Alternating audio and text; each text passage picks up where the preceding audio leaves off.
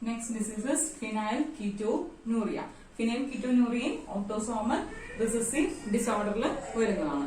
It is an inborn error in metabolism. നമ്മൾ ഇതിനു മുമ്പ് phenylketonuria പഠിച്ചിട്ടുണ്ട്. എവിടെയാണ്? പ്ലിയോട്രോപിസം അല്ലെ? പ്ലിയോട്രോപിസത്തിലെ phenylketonuria പഠിച്ചതാണ്. phenylketonuria എന്ന് പറഞ്ഞു കഴിഞ്ഞാൽ അത് മെറ്റബോളിക് എററാണ്. മെറ്റബോളിസം എന്ന് പറഞ്ഞാൽ നമ്മുടെ ബോഡിയിലുള്ള എല്ലാ chemical reactions, sum total, both anabolic and catabolic reactions are collectively called metabolic reactions.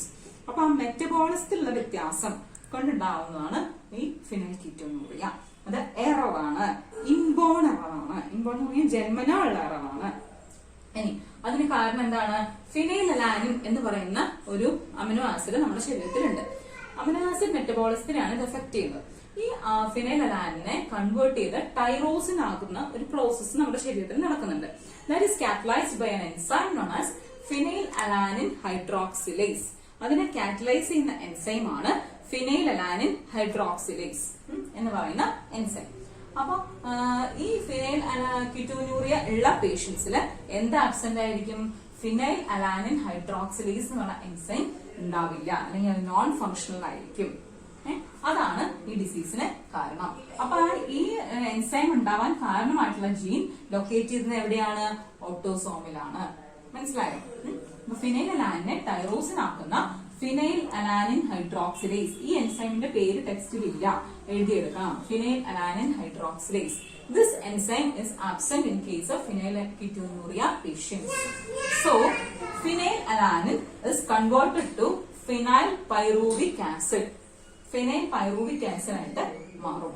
ഈ അതായത് ടൈറോസിൻ ആവാൻ പറ്റുന്നില്ല, എൻസൈം ഇല്ല, എൻസൈം ഡിഫക്റ്റീവ് ആണ്, അല്ലെങ്കിൽ എൻസൈം ഇല്ല. അപ്പൊ എന്ത് സംഭവിക്കും? Phenylalanine will be converted to phenyl pyruvic acid. എന്നിട്ട് അത് ഒന്നുകിൽ കുറെയൊക്കെ ബ്രെയിനിൽ പോയി ഡെപ്പോസിറ്റ് ചെയ്യും, പിന്നെ അതിന് കിഡ്നി കൂടെ റീഅബ്സോർപ്ഷൻ പറ്റില്ല. അതുകൊണ്ട് എന്ത് ചെയ്യും? അത് യൂറിനിൽ കൂടി എക്സ്ക്രീറ്റ് ചെയ്യും. അപ്പൊ യൂറിൻ ഒരു ഫൗൾ സ്മെൽ, ഒരു പങ്ക്ചൻ സ്മെല്ലൊക്കെ ആയിരിക്കും. ഇതൊക്കെയാണ് ഇതിന്റെ എന്താ പറയാ ക്യാരക്ടേഴ്സ് എന്ന് പറയുന്നത്. phenylketonuria ഈ വാക്ക് എപ്പോഴും ചോദിക്കാറുണ്ട്. Inborn error in metabolism, example for inborn error in metabolism. ഇപ്പൊ ഈ ഡിസീസിന് കാരണമായിട്ടുള്ള ജീൻ പി ആണെന്ന് വിചാരിക്കാം. ക്യാപിറ്റൽ പി എന്നുള്ള കണ്ടീഷൻ ആണെങ്കിൽ എന്ത് സംഭവിക്കും? നോർമൽ ആയിരിക്കും, അല്ലെ? അത് നിങ്ങൾ അറിയണം കേട്ടോ.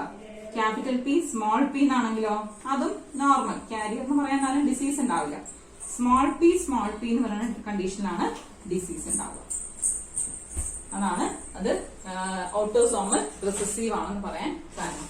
അപ്പൊ ഫിനൈൽ അലാനിന് ടൈറോസിൻ ആക്കുന്ന എൻസൈം ആണ് phenyl alanine hydroxylase. This enzyme is absent in case of phenylketonuria patients. Next disease is thalassaemia. Thalassaemia എന്ന് പറഞ്ഞാൽ അതൊരു ടൈപ്പ് ഓഫ് അനീമിയ ആണ്. ആ തലാസീമിയ വരാൻ കാരണം ഈ പറഞ്ഞ പോലെ ഹീമോഗ്ലോബിന്റെ നോർമാലിറ്റിയാണ്. It is also an autosomal recessive disorder. Autosomal recessive disorder. അപ്പൊ ആ ഫിനൈൽകെറ്റോനുറിയയുടെ ഒരു പി ഒക്കെ വെച്ച് പറഞ്ഞില്ല, അതുപോലെയാണ് ഇതിന്റെ ട്രാൻസ്മിഷൻ. ഇപ്പൊ എ ആണ് ഡിസീസ് ഉണ്ടാക്കുന്നതെങ്കിൽ ക്യാപിറ്റൽ എ ആണെങ്കിൽ അത് നോർമൽ ആയിരിക്കും. ക്യാപിറ്റൽ എ സ്മോൾ എ ആണെങ്കിൽ അതും നോർമൽ ആയിരിക്കും. സ്മോൾ എ ആണെങ്കിൽ അഫക്റ്റഡ് ആയിരിക്കും. മനസ്സിലായോ? അതാണ് തലാസീമിയ എന്ന് പറയുന്നത്. അപ്പൊ നോർമലി സാധാരണ കേസിൽ ഓട്ടോസോമൽ റിസസീവ് ഡിസോർഡർ ആണ്. അപ്പൊ എങ്ങനെയാണ് ട്രാൻസ്ഫർ ചെയ്യുന്നത്? പാരന്റ്സിൽ നിന്ന് ഓഫ്സ്പ്രിങ്സിലേക്ക് എങ്ങനെ ട്രാൻസ്ഫർ ചെയ്യുന്നു? ഒരു രണ്ട് അഫക്റ്റഡ് പാരന്റ്സ് കല്യാണം കഴിച്ചാലാണ് എന്ത് വരിക? ഈ ഡിസീസ് ഉണ്ടാവുക. അല്ലെങ്കിൽ എങ്ങനത്തെ കേസ് ആവാം? ഒരാള് അഫക്റ്റഡും രണ്ട് കാരിയർ പാരന്റ്സ്, അഫക്റ്റഡ് അല്ല, രണ്ട് കാരിയർ പാരന്റ്സ് മേറ്റ് ചെയ്താൽ ഇങ്ങനെ ഒരു ചാൻസ് ഉണ്ട്. അല്ലെങ്കിൽ എന്താണ്? ഒരു അഫക്റ്റഡ് ആയിട്ടുള്ള പാരന്റും ഒരു കാരിയറും, അപ്പോഴും ഇങ്ങനെ ഒരു ചാൻസ് ഉണ്ട്. അതും അല്ലെങ്കിൽ രണ്ട് അഫക്റ്റഡ് പാരന്റ്സിലാണ് കുട്ടിയിലേക്ക് ഈ ഡിസീസ് വരിക. ഇങ്ങനത്തെ ഈ 3 കേസിലാണ്. ഇത് ഒന്നാമത്തെ കേസ്, ഇത് 2, ഇത് 3. ഈ 3 കേസിലാണ് ഈ ഡിസീസ് ഉണ്ടാകുന്നത്. ഓക്കെ, ഇനി എന്താണ് അതിന്റെ ഡീറ്റെയിൽസ് നോക്കാം. ഹീമോഗ്ലോബിൻ ഞാൻ നേരത്തെ പറഞ്ഞു. Haemoglobin consist of 2 alpha chain. നമ്മൾ പറയുന്നതാണ് ഹീമോഗ്ലോബിനിൽ ഒരു ഹീം പാർട്ടും ഉണ്ട്, ഗ്ലോബിൻ പാർട്ടും ഉണ്ട്. ഗ്ലോബിൻ പാർട്ടിലുള്ളതാണ് എന്ത്? ആൽഫ ബീറ്റ എന്ന്. ഗ്ലോബിൻ ആണ് എന്ത് പറയുന്നത്? പ്രോട്ടീൻ എന്ന് പറയുന്നത്. അപ്പൊ globin part is made up of 2 alpha chains and 2 beta chains. Okay. അത് നേരത്തെ പറഞ്ഞതാണ്. ഇനി തലാസീമിയ തന്നെ നമ്മൾ രണ്ടായിട്ട് തിരിക്കാം, alpha thalassaemia and beta thalassaemia. ഈ കേസില് ആൽഫ തലാസീമിയ ആണ് ഉണ്ടാവുന്നതെങ്കിൽ അത് ആൽഫ ചെയിന്റെ സിന്തസിസിനെയാണ് അഫക്ട് ചെയ്യുന്നത്.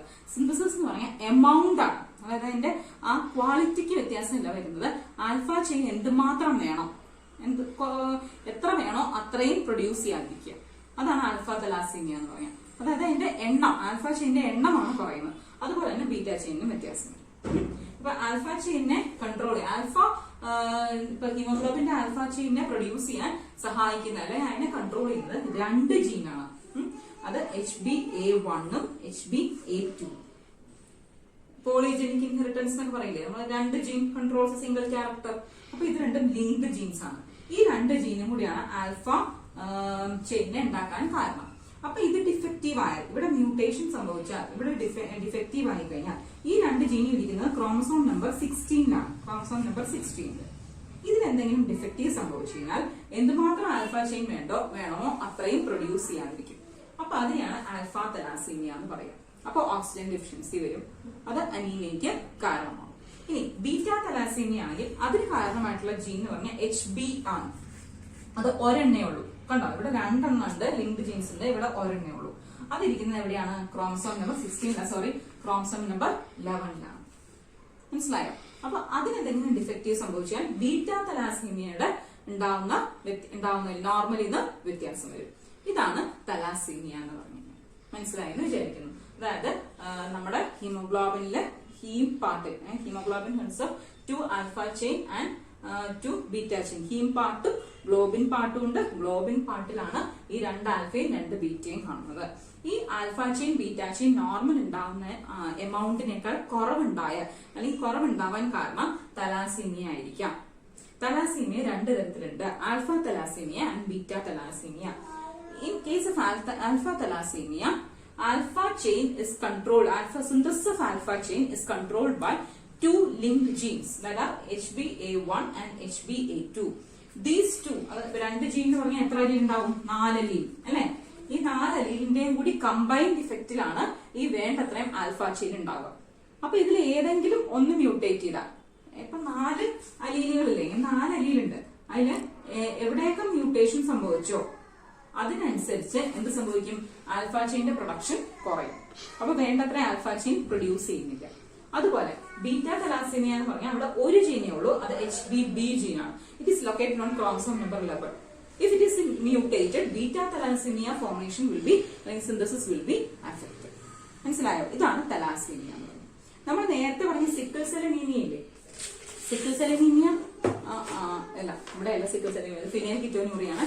സിക്കിൾ സെൽ അനീമിയയിൽ എന്താണ് പറഞ്ഞത്? സിക്കിൾ സെൽ അനീമിയയില് ക്വാളിറ്റിയാണ് വ്യത്യാസം വരിക. അതായത് ആ പെപ്റ്റൈഡ് ഉണ്ടാവുന്നുണ്ട്, HbB എന്ന് പറയുന്ന ആ ബീറ്റ ചെയിൻ, HbA HbB. അപ്പൊ HbB കണ്ടീഷനിൽ ആ ബീറ്റ ഗ്ലോബിൻ ചെയിൻ ഉണ്ടാവുന്നുണ്ട്, പക്ഷെ അത് ഡിഫക്റ്റീവ് ആണ് അല്ലെ? ഗ്ലൂട്ടാമിക് ആസിഡ് റീപ്ലേസ് ചെയ്ത് വാല്യൂം വരുന്നു, അതായത് അവിടുത്തെ ക്വാളിറ്റി ചേഞ്ച് ചെയ്തു. പക്ഷെ ഇവിടെയോ, ഇവിടെ ആൽഫ അല്ലെങ്കിൽ ബീറ്റ ഉണ്ടാവുന്ന എമൗണ്ട് ആണ് കുറയുന്നത്. അപ്പൊ അവിടുത്തെ എന്താ വ്യത്യാസം വരുന്നത്? ക്വാണ്ടിറ്റി വ്യത്യാസം വരും. അപ്പൊ അവിടെ നടക്കുന്ന ഒരു ക്വാളിറ്റേറ്റീവ് ഡിഫറൻസും ഇവിടെ നടക്കുന്ന ഒരു ക്വാണ്ടിറ്റേറ്റീവ് ഡിഫറൻസും ആണ്.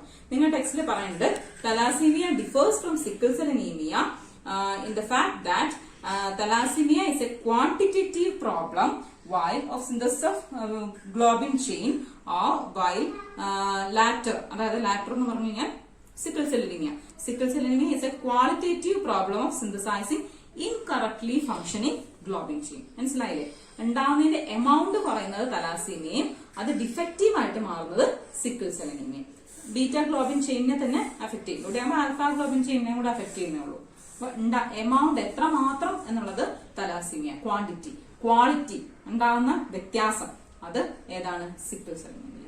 ഓക്കെ, ഇനി നിങ്ങൾ ടെക്സ്റ്റില് 2 കാര്യങ്ങളും കൂടെ ചെറുതായിട്ട് പറഞ്ഞു പോകുന്നുണ്ട്. അതായത് സിസ്റ്റിക് ഫൈബ്രോസിസ്, ഞാൻ നേരത്തെ പറഞ്ഞതാണ്, ടെക്സ്റ്റിൽ വളരെ ഒരു കുഞ്ഞിയ ഭാഗത്തേ ഉള്ളൂ. Cystic fibrosis and myotonic dystrophy.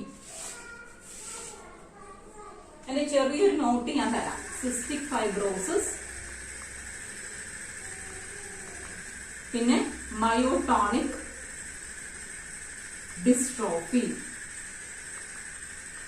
അതില് സിസ്റ്റിക് ഫൈബ്രോസിസ് എന്ന് പറഞ്ഞാൽ ഓട്ടോസോമൽ റിസസീവ് ആണ്.